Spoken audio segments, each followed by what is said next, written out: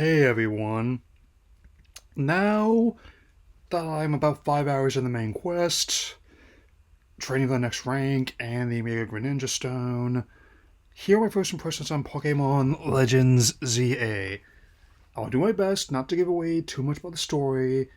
That can wait for a view of all of you after I beat the main quest, so definitely not before 2026. So, let's open it up and get started. First, I will state that I do not have a problem with the visuals at all. As someone who does not have a Switch 2 yet, I plan to upgrade ahead of Generation 10 next year. It does make a good game to send off the main series on the base Switch, especially as someone who owns every single physically released title released for the console. Well, while I don't put as much stock in graphics as others, as you see me streaming in lots of older games recently today, I can definitely say the extra year with the development made all the difference. I don't really focus on one window pane or building, and I focus on the entire city. Given how the whole game takes place in the City Hub world, its sheer scale builds tremendously when we first saw it in Pokemon X and Y. The frame rate and color palette look great in both home and portal mode, and if we got along nearly 3 full decades without voice acting in game, I have no need for it now. I will say the arrangements of the music are as great as ever, especially with the expanded shop themes, especially like the variety of cosmetics you can acquire. They've even taken the page of Animal Crossing and Splatoon and making gear that can be worn by any player avatar. Honestly, that's the best approach to the issue for my money, choosing not to make it one.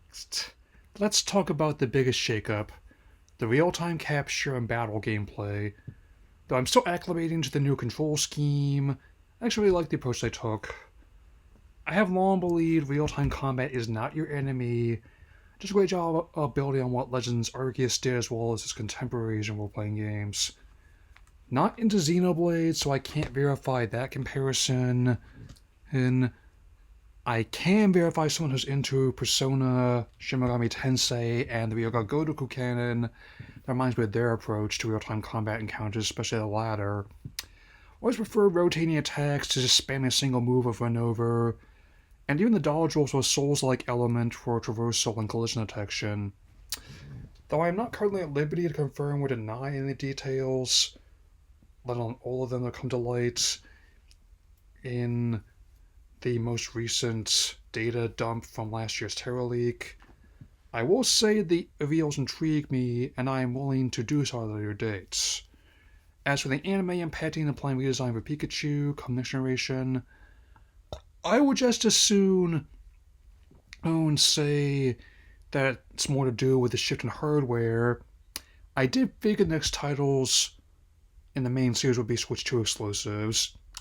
It does make sense for the design to be bookended that way, starting and ending use for that model with games set in Kalos. Overall, my first impressions of Pokemon Legends ZA are not only positive, it's on my shortlist for Game of the Year. No small feat given this has been a surprisingly good year for video games. I'll continue to enjoy this game well into next year and a prospective hardware upgrade, to say nothing of the upcoming Mega Dimensions expansion. Before I go, don't forget what happened to the man who got everything he ever wanted. He lived happily ever after. Take care and seek out all Pokemon.